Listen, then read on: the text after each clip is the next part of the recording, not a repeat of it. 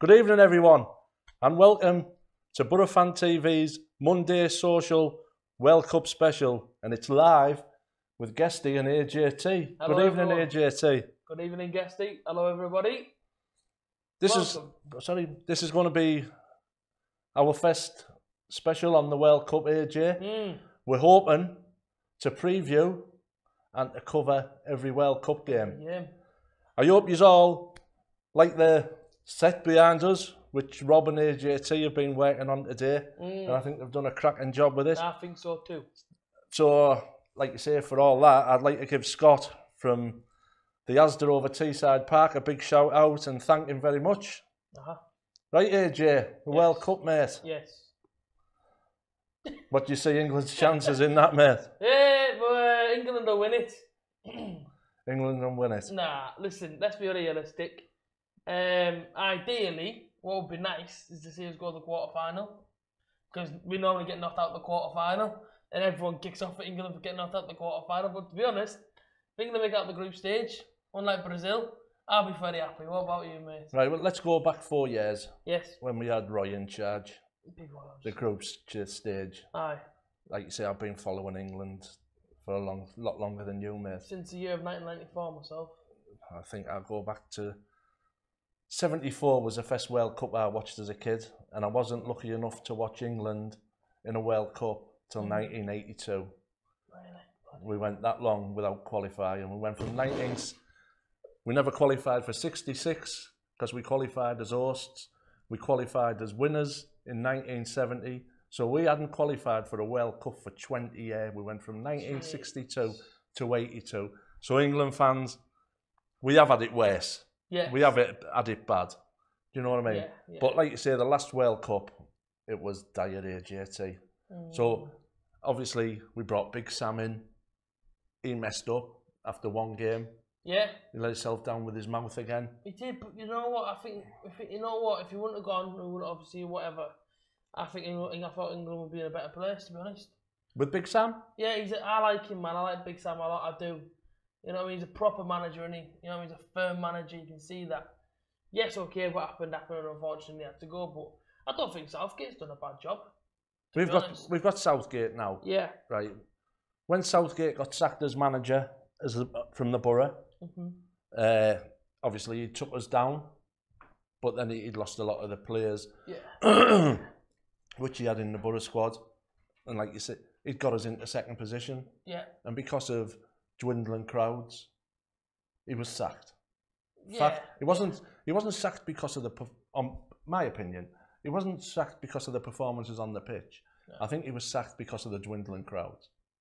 I agree. I agree with that. Yeah, I agree with that. So now he's moved on and he's went through the ranks with the England set up, and now he's England manager. Not by choice. The first first half a dozen games, and then he got the job. He wasn't the official manager, was he? And then obviously they give him it. But I think he's done all right, mate. Do you know what I mean? And he hasn't picked a bad team for the World Cup. Yes, there's a few players in there I think shouldn't be there, in my opinion. Being Danny Welbeck. Right. How he's got in the team is absolutely beyond me in the season. Yeah, in my opinion. Like that's where Southgate lets himself down sometimes because he says he picks players on current form and then he puts the likes of Welbeck and Cahill in. Yeah. But he's also had the strength of character to get your Rooney's out, your Joe Hart's out, all the big time Charlies. Yeah. Who basically they've won lots of caps for England, but they've failed. And Gary Neville said himself, hasn't he? He said he feels as if he's been a failure because he never ever won nothing with England. No, he says. I mean, as an England player. He's a bit harsh on himself. Do you know what I mean? He was a decent defender, wasn't he? Well, it's a disappointment to him rather than a failure. Disappointment. I wouldn't say he's a failure. I think he's been a bit harsh on himself there because I did enjoy watching Gary play. Obviously, for United and for England, so yeah, I guess it's a disappointment. Yeah, when him and Beckham were together, it was a nice combination between the pair of them. England team years ago, we had a class team years ago. Michael Owen was in there, Scholes was there, Beckham was there, Neville. And now we didn't win things with, when we had some of England's best players, and some of them players were probably some of the best players in the world, being the likes of the informed Michael Owen, David Beckham, Paul Scholes, and we still didn't win nothing. Do you know what I mean? Yeah. It's. Do you put that down to their desire and their commitment, or do you put it down to the manager's tactics who were in charge at the time? You can put it down to, you know what I mean? You look at these England players, not all of them play together. And then it's getting to a big competition, all that pressure's on you to try and do well. And you step up to a world stage. And these players may crumble under the pressure. Do you know what I mean? Because you got to think this is a massive stage of World Cup. It's the biggest stage they're going to play on. Do you know what I'm saying? And I mean, listen, disappointing Roy Hodgson, yeah, that was disappointing. Brazil was an absolute joke. Do you know what I mean? Not even make it out of the group stages. Yeah. Do you know, watching that World Cup was painful as an England fan, I'll be absolutely honest, you know. And you just hope that, hopefully, you know, and obviously, you know, in a couple of weeks' time, we actually go up there, we actually give some fight, we actually do it, you know what I mean? We actually do it. Because, you know, it ain't going to be easy. There's harder teams in there. Look behind us now. We've got Germany, Belgium, Brazil, Argentina are there, France are there. You know, there's a lot of hard teams. But listen, man, England have done it once. We've got to do it again. I think we're gonna do better than what people are expecting. Yeah. But like the squad he's picked, there's a lot of youth in there, and for once, maybe that's Gareth Southgate's character coming across, where he doesn't want nobody in the dressing room who's a bigger name than him. Yeah. Like he did at the Borough, and like you say, all them players now are looking up to Gareth Southgate. So, like you say, the last one he's kicked out is Joe Hart. So let's have a look at the keepers who he's picked. Right, he's Butland, Pope, and Pickford. So it looks like he's going to go with Pickford. Yeah. You tell me now why he's picked them three in front of Joe Hart, and you've just said it's the biggest stage that a footballer can play on. How does he not know them? One of them three goalkeepers is going to crumble, like Robinson did, and like the Green was the same. Green did. It's very possible. You know, I maybe would have took Joe Hart just for that experience in the dressing room. Do you know would you have started with him? I wouldn't have started with him. No, where would I have started with him? But because for me, Joe Hart hasn't had a cracking season at West Ham. You know what I mean? He hasn't exactly set the world alight. But I took him there because Joe Hart's played in these competitions. You know what I mean? He sort of knows how to handle it a little bit.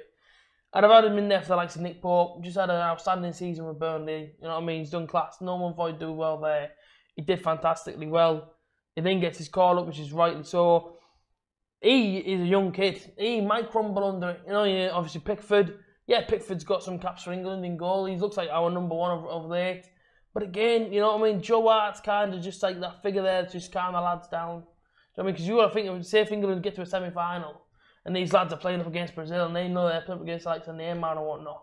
Their heads could very easily go on. You know what I mean? Well, Joe Hart had a poor competition in the Euros. You know, soft goal he let in against Gareth Bale off that free kick. Yeah. You know what I mean? But I'd have still felt more comfortable Joe Hart being in goal for England during the World Cup. But that's just my opinion. Yeah. Really? I mean, I'm surprised at that. Yeah, definitely. Jack Butland, he shouldn't be there. Because when you think about it, he has been injured, half the season, and he still gets a call up. It's one of them. Maybe that's where Joe Hart maybe could have been picked over him, but these things happen. Let's have a look at our centre halves. The wing backs and the full backs, I haven't got a problem with none of them. No, I haven't. Like you say, your Trippiers, you've got Walker centre half. Walker's class. He's a mint right back. Or he'll play on the right back, in the right back position. Plus the other players that we have in the squad. Rose. It's pace on either side. Ashley Young, it was mentioned on Saturday during the commentary in the game. Yeah. Ashley Young, he's more right-sided. He's a right-sided player more than the left. And Glenn Hoddle was saying that teams that were scouting England in that game, he can only cut inside. He can't go on the outside on his left foot. So when Ashley Young plays, we're really imbalanced. Do you know what I mean? Yeah. Teams will suss that out straight away, and it makes it all unbalanced.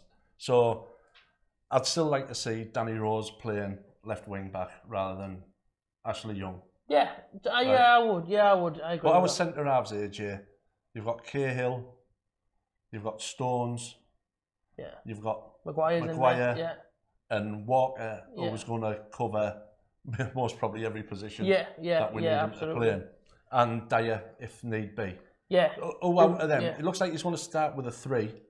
So. And Walker's definitely going to be one of them. Walker's in the there. Other two, who you want to see alongside Walker? in the back three? Walker. Bear in mind, Kale got man of the match on Saturday. Kale didn't have a bad game on Saturday. And he got his goal. You know, he leaped up for that one. I would probably go Kale. And don't get me wrong, I know he hasn't had an outstanding season for Chelsea, but gains experience. Do you know what I mean? He's played many England games. Someone alongside him, maybe he's a Maguire. Maybe he's kind of old. Would you put Stones in? For me, he's a bit of an unreliable defender. That's just my own opinion on him. So you watch the game, right? You watch the game on Saturday. Yeah. And you've got these pundits, you've got your righties, and you've got Glenn Hoddle and Dixon. Yeah. And the first thing that comes out of their mouth most times is a negative about Josh Stones. He wasn't in this position, he shouldn't have done. But they don't mention the amount of times he moves the ball through to the midfield really quick. He can pick a pass really quick. They don't mention that. No. And he's the type of player I think that Gareth Southgate is going to want in his starting 11, especially against Panama. See, I would have took Tarkowski over John Stones. Yeah. Purely because I don't think... Well, I'm glad we haven't, because I can't say his name, mate. Tarkowski. Well, that's fair enough. That's fair. Like I say, it's gonna probably I think my granddad had one of his records once. Of course, yeah. It's probably going to be the likes of Walker. Stones is probably going to be. Kale's going to be in there. And it's probably going to be the likes of Danny Rose, in it. I'd say the back three is going to be Stones, Walker and Maguire. Yeah. I think that's what Maguire, I'm not the biggest fan of, but he's there, so we have to make I think that's his starting three. Yeah. Lots and lots of talent and youth in the midfield and attack. I have no problem with it. We've got our position now with Southgate where we can keep possession. Yeah, absolutely we can. Absolutely we can. Yeah, let's say, I mean, we've seen on Saturday, I mean, England keep hold of the ball well. When we go forward, I thought England do look threatening at times. And it's much whenever that Raheem Sterling's got the ball, because he's so quick. Yeah. I mean, defenders are almost afraid to talk with jumping and tackle for him. He comes in for a lot of criticism, Sterling. Yeah, he does. Where are you with Sterling? They all crack with the gun on his leg, and I felt a bit bad for him, mate. Someone said it looks like Peter Crouch doing his robot. Yeah, I saw that. And I just thought, you know what I mean, the whole tattoo stuff, it's a tattoo. The kid's allowed to put one on his body if he wants to have a tattoo on him. Do you know what I mean? I got made in England a massive, and no one makes a fuss about that one, do you know what I mean? No. So, it is what it is, but, you know, you sort of look at our team. I mean, personally, the whole captaincy, Harry Kane got it now. I'm over the moon for Harry Kane. I am. Eric Dyer would have been my ideal captain choice, to be honest. Yeah. Just I see him as more than a leader than what do Harry Kane. You want the information going forward rather than coming back from the centre forward. Yeah, and he was the guy I would have took. I wouldn't have given it to Henderson and I'll give it to Eric Dyer. I'm a big fan of Eric Dyer. You know what I mean? He does his job, and I know he doesn't get much. You know what I mean? He's kind of an unsung hero in our England team. No one really mentions him, but he does the graft, and that's what I like about Eric Dyer. Is he gets on with it. He knows what he's got to do. He knows his job. He knows his job role in there. Just be almost that sweeper, help out the defenders, and he does it perfectly, in my opinion. If memory serves me right, the last competition we were in, Harry Kane, I don't think he had a chance from inside the box. You know what I mean? He was on corners, wasn't he? Yeah, and he was on corners. What we're going to have to do different to get Harry Kane in the box? I know he can score from outside the box. He can score from anywhere. Well, yeah, he showed that on Saturday. But what are we going to do to get Harry Kane in the box to make him even more potent than what he is from outside the box? We've got to give him more service. You know, that's one thing we want to do. Is that going to come from Sterling? It's got to come from the wing. You know what I mean? You know what I mean? Put balls into the box, let him attack him with his head. Do you know what I mean? We see him in the Premier League how good Harry Kane is. And that's sort of, you know what I mean, that sort of form now. Everyone says he's only one season wonder, but he's done it again this season. Yeah. He's done it again at Wembley, and no one thought Wembley. You know what I mean? People say all these stories about him, but he keeps proving people wrong. You know what I mean? He is world-class talent. He's a world-class finisher, Harry Kane. We all know that. You've just got to provide for him. You know what I mean? Like Raheem Sterling, sometimes he thinks he can go alone, and Harry Kane can be wide open. Lift up your head, find a man in the box, as you know for the fact you've got a gem and a striker there. And he's just been mid-England captain, so his confidence now can't get any higher than what it is. Do you know what I mean? You've got to play the ball into his feet. And if it ain't into his feet, mate, in behind. Do you know what I'm saying? Right, AJ, we'll have a little break on that. Have you got any comments coming through? Yeah, let's have a look at a few of the comments. Someone says, any news coming out of Rockcliffe? No, they're all on holiday. All on holiday. And there's no sun cream and out left in there, apparently. They've took the lot. Any news on any new players coming in? We're in a few rumours, but obviously we're going to a World Cup, but we'll quickly dip into it. Hey Jill, catch up with that tomorrow. Yeah, absolutely. Trying to see if anyone's asked us any questions to do with England. We've got a few on. Someone says Germany will probably win it again. That's from Miles Austin. Miles, tell you what, you're a brave man going for Germany, but... Someone said, I think Italy will win. Germany, you can't look past Germany in any competition. You know what I mean? But they got beat on Saturday off Austria. I know they put an experimental side out, but if that was England on Saturday, getting beat by Austria 2-1 just before the World Cup, there'd be absolute hell on. Yeah. They'd want Southgate out. They'd want them all not... You know, why is he picked him? Why is he gone? So we need to cut these players some slack now. Yeah, absolutely. Like you said, in years gone by when we have had, what did they call them? The Dream Team, whatever they were called. Do you know what I mean? That's gone now, and we've put 22, 23 players together now who are carrying all our hopes and all our dreams on their shoulders. Yeah. Let's just get behind them. That's the most important thing. Let's just get behind them and sit back in your chair and relax and just watch an England game. Yeah. Without swearing at the telly, smashing the lampshades, wanting the manager sacked. Yeah. You know what I mean, AJ? I think a few too many England fans are too quick to criticise the manager as well if England lose. And how I think it is, okay, picks a team, okay, picks the tactics. But the players are going to go into the performance on the pitch as well. They're just as much to blame for a defeat as... you know what I mean? Just as much as the manager. So I think, listen, this summer, do what Guesty said. Unless you're in a pub somewhere, and if England score, just kiss anything that's next to you. That's simple as it is. Chances are it's going to be me. Like you say, we'll go back to the squad. Yeah. How much damage do you think Mourinho's done to Rashford's chances of getting in the starting 11 for this England side? Do you think it's down to Mourinho with the way he's messed about with him this season? He could be, do you know what I mean? Rashford's been in, he's been out, hasn't he? And that. You know what? I am a big fan of Marcus Rashford, I'll be honest. I really do think that the kid is a good player. Yeah, when he first came on the scene, I thought we've got another Mike Alone on our hands here. Against Arsenal, and he got the 2, you know what I mean? And he scored 2 on his debut and whatnot. But I think Marcus Rashford, you got to be patient with him. He's still a young kid, you know, he's still learning his role, if you like. Yeah, but so was Mike Alone, and he just battered them RGs out. He was. Yeah, that's you know what true. I mean? They wouldn't go anywhere maybe it's Mourinho's just got to have a bit more patience with him. Let him play 90-minute matches, you know what I mean? Let him get a real feel for it instead of bringing him on as a sub or whatever. Marcus Rashford, will he start? Probably not. I think, I actually did a prediction the other day. I actually said Harry Kane, Jamie Vardy would be my starting two. That's just my own opinion because I think Harry Kane can hold up a ball. Vardy can make that running behind. I'm not saying Rashford can't. I think I'd have more confidence, and I think that's what comes down to in the team. I have more confidence in Vardy to do a job than what I do. Do you think Vardy's the plan B? I think Jamie Vardy, I mean, listen, I can't see him starting, but I definitely think he'll be massively involved. But look what he did when obviously against Wales that time he came on. Come off the bench, got a goal straight away. You know what I mean? You know what I mean? Some of these players now will absolutely relish going in this competition because they know exactly what they can bring to the team. But it's about having confidence in the player. That's what Gareth Southgate's got to have. You know what I mean? I get that. I get that some of these players are playing for obviously I get some of these players are obviously playing for some of the top teams in England. But have some patience with the other ones. Do you know what I'm saying? I mean, look at the likes of look at obviously Loftus-Cheek, Crystal Palace player. No one thought he'd get in the team. Absolutely. And I agree. I think he's a quality player. I do. And obviously he came on Saturday, and of course he gets crossed in the box. No one got on the end of it, but he showed little glimpses there. You know what I mean? And it's again having confidence and having patience with the younger players. But someone said on here they'd rather have Ben Gibson than Phil Jones.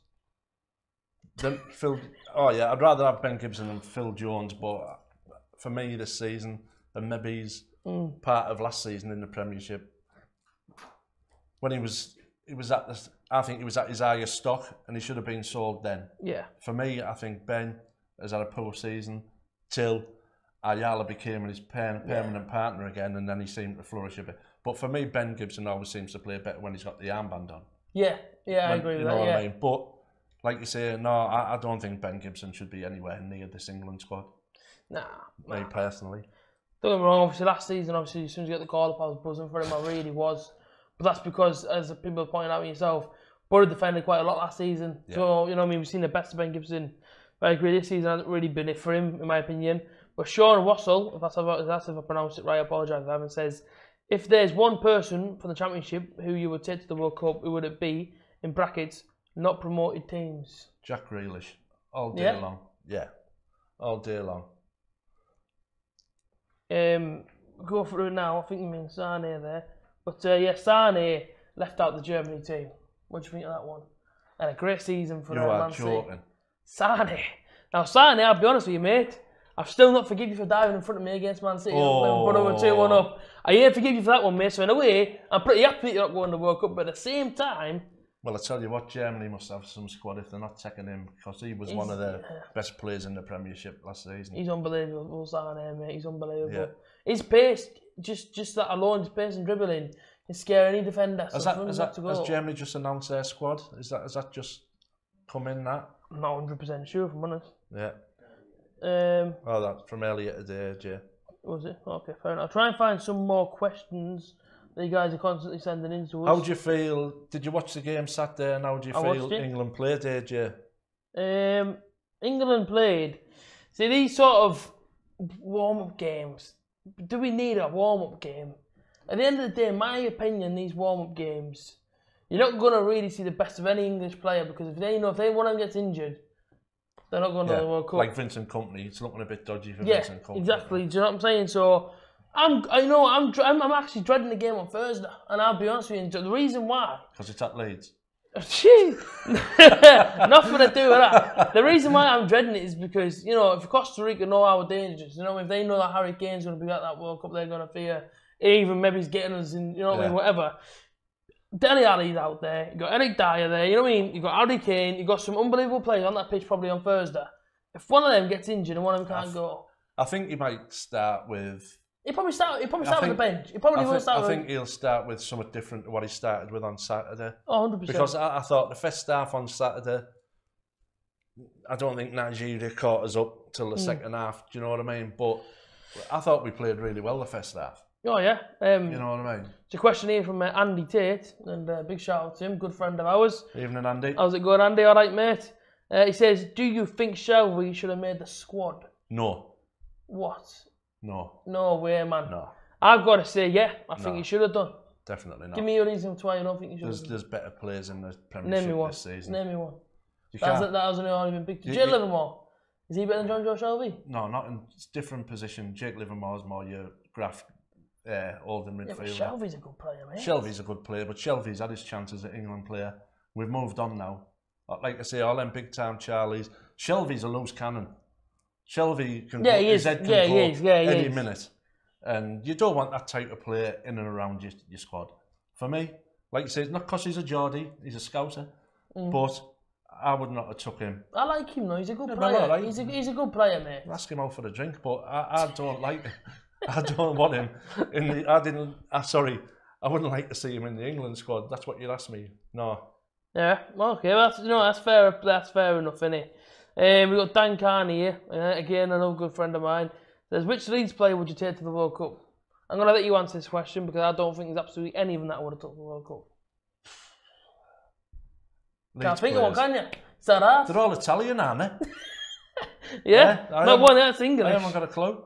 I don't even know one that's English from Leeds. I wouldn't take. I don't. If they were full of English players, I wouldn't have took one of them, no matter what they were called. I would take people from Leeds to speak funny. Find another one. Like I say, man, keep your questions coming in. We are trying to find them as best we can. Someone said best England team that didn't qualify for the World Cup. Jacob Ross. Best England team that didn't qualify for the World Cup. Yeah. That's a strange question, that, Jacob, because they can't have been the best of anything if they never qualified for the World Cup. When we failed to qualify in '78, you had the likes of Keegan in the team. I dare say Brookham was in the team. We had some cracking players around their English football teams then at the time. You know, and it was dire. We just couldn't put an England team together. We'd sacked Alf Ramsey. We brought Don Revie in. He ran away with the Arabs. Don Revie. You know what I mean? Good memories against the Don Revie statue, mate. He absolutely dissed England completely. Yeah. Turned his back on us and ran away with the Arabs. 78, you know, it was that bad. I can't. Mick Shannon, players like that. Like you say, there was Keegan, Brookham. We beat Italy 2-0 in the last game of the group, but we were already out. Right. Do you know what I mean? And there was absolutely nothing good about any team that hasn't qualified for the World. The best England team that hasn't qualified for the World Cup, Jacob, is the 1966 World Cup winners, because we didn't have to qualify for 1970. No, I know it isn't a World Cup, but you look at Euro 2008. We didn't qualify for that either. Look at the team we had in 2008. There was no. Was it World Cup? I apologise. We never qualified in '94. No, when the year that A.J.T was born. Turnham Ed was in charge, wasn't he? Graham Taylor. And yeah, we never qualified for that. So there was, like you say, bad managers, bad teams. He says here, who do you think will be the surprise package for England? And that's again from Jacob Ross. The surprise package for England? Yeah. Player-wise? I think that's what he means, player-wise. Jamie Vardy. Yeah? I think he'll score some goals, Jamie. Oh, well, I'm on. Right, A.J.T. Now we're going to tell people what we're going to do during the World Cup. We're going to pick myself, A.J.T, James, who I must apologise for tonight. James can't be with us because he's got detention, and Foxy. So the four of us are all going to pick 2 groups each. And what we're going to do with them teams, them groups, AJ? Listen, it's going to be a hard couple of weeks as soon as them teams are picked. The nicest time we get now is now, because this is stress-free. But listen, as soon as it starts, we're going to be like literally reviewing all our teams. We're going to be speaking different languages, writing up different sort of things about our teams. You speak a different language now. I do speak a different, but I also speak Spanish. So, you know, that's one thing. I'm not going to do any here. Although if you want to see some, I'll do some. Nice one. Yeah. Nice one, yeah. But like I say, like I say, we're going to be trying to cover, well, or should I say we are going to be covering here on Borough Fan TV every single World Cup game. Yeah. So I say I'm looking forward to that, just watching football. So it's going to be like 2 groups each. Yeah. So we'll all have 8 teams each, between 4, like you say, 4 of us will have 8 teams each, and we're going to cover them 8 teams during the World Cup. Hopefully with a preview before every game and try to cover the game. Yeah. You know. Well, every single game we're going to be covering. That's what we know. Yeah. We don't know who's going to exactly be here at this what time. Obviously, people got other commitments. Yeah. We can assure you that every single World Cup game will be watched here. And also on Thursday night, the Mighty Whites, England, are down at Ellen Road. Yeah. Borough Fan TV will be covering that game. Borough Fan TV will be going to that game. So if you'd all like to keep your eyes peeled, there might be some live stuff. There'll definitely be some pre-match and post-match interviews. You know, the microphone will be coming back out. You know, get a bit of sun on it. AJ. Oh, well, aye. Yeah, like I say, man, should be good. But AJT's not coming because I think he's got something to do in his granddad's shed. Yeah, I'm busy that night. So unfortunately, I say, of course I want to be there, but I can't go there due to other commitments, so I apologise. Do you want to finish on a question? Or do you want to... Yeah, have a go on a question. 2 more questions before we go, 2 more. Go on then. So someone said if Trent, I'm getting that's Alexander-Arnold from Liverpool's going. Yeah. How come Ryan Sessegnon can't go? And that's from Bennington. I think because he's just played in the Championship, where the kid from Liverpool's just played his last game of the season in the Champions League final. I think that's one of the only reasons, because Sessegnon is good enough to be in the England squad. 100% definitely. He is. And the last one, Dan Kine says, serious question now. Okay, I guess he's been asking some silly ones. He says, I think we're missing a David Silva type of player who can get hold of the game and control it. Do you agree? Yeah, definitely. But hopefully, you can look at Ryan Sterling, that type of player, or Dele Alli, yeah. and even Lingard. A similar, obviously not as good as Silva, not as intelligent, but we do have players of that similar ilk. But like you say, we're never going to have a David Silva, you know. But we can make them midfielders have the freedom and the creativity. There's a lot of pace in our midfield as well. Yeah, definitely. Do you know what I mean? So a lot of attacking play, and like I say, man, overall, we just hope for a good World Cup, mate. Definitely. Right, people. Just like to thank you all for watching. Don't forget to like and share our Facebook page and to subscribe to our YouTube channel. This has been Guesty and A.J.T on the Monday Social Club World Cup special. Thank you very much, and thank you for watching.